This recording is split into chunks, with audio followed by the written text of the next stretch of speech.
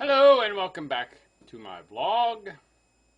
I'm going to take a little time here and read some, I think it's pronounced Epictetus, is that?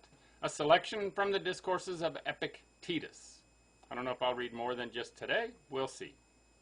But I found this a little interesting along with other things I've been reading.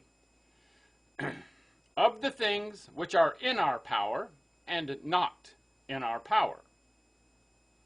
Of all the faculties, except that which I shall soon mention, you will find not one which is capable of contemplating itself, and consequently not capable either of approving or disapproving. How far does the grammatic art possess the contemplating power?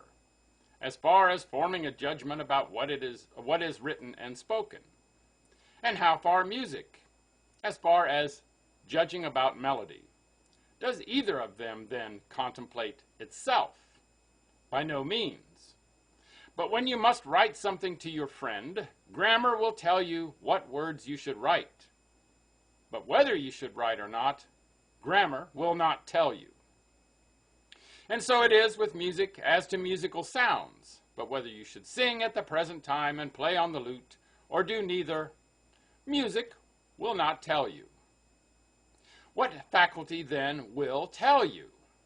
That which contemplates both itself and all other things. And what is this faculty? The rational faculty. For this is the only faculty that we have received which examines itself, what it is, and what power it has, and what is the value of this gift, and examines all other faculties.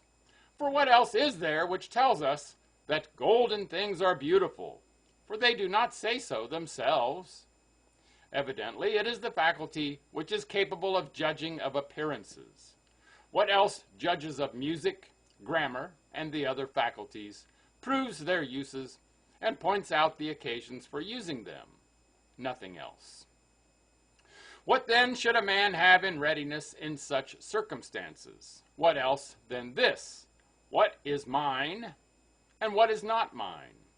And what is permitted to me, and what is not permitted to me? I must die. Must I then die lamenting? I must be put in chains. Must I then also lament? I must go into exile. Does any man then hinder me from going with smiles and cheerfulness and contentment? Tell me the secret which you possess. I will not, for this is in my power. But I will put you in chains. Man, what are you talking about? Me? In chains? You may fetter my leg, but my will not even Zeus himself can overpower. I will throw you into prison. My poor body, you mean? I will cut your head off. When then have I told you that my head alone cannot be cut off? These are the things which philosophers should meditate on, which they should write daily, in which they should exercise themselves. What then did Agrippinus say? He said, I am not a hindrance to myself. When it was reported to him that his trial was going on in the Senate, he said, I hope it may turn out well, but it is the 5th hour of the day. This was the time when he was used to exercise himself and then take the cold bath. Let us go and take our exercise. After he had taken his exercise, one comes and tells him, You have been condemned. To banishment, he replies, or to death? To banishment. What about my property? It is not taken from you. Let us go to Aricia then, he said, and dine. How a man on every occasion can maintain his proper character.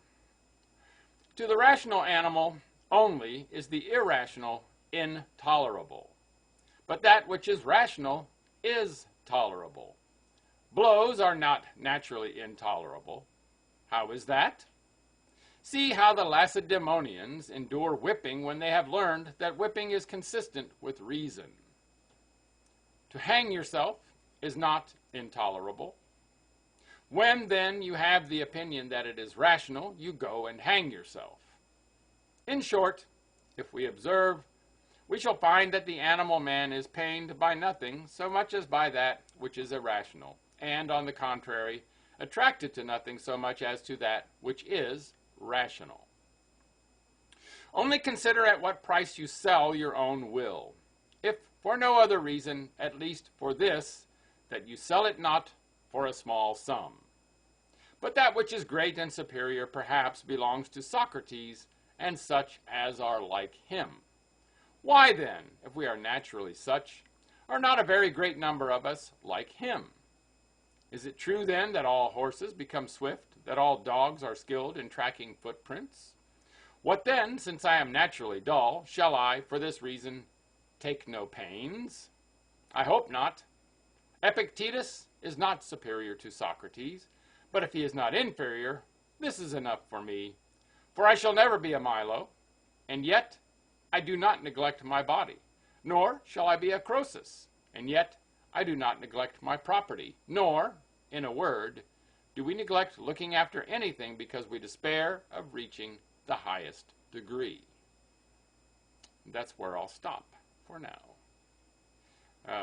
So kind of what that first little bit was about was, and we talk about this nowadays, you can imprison me, but in my mind I'm still free, that sort of thing.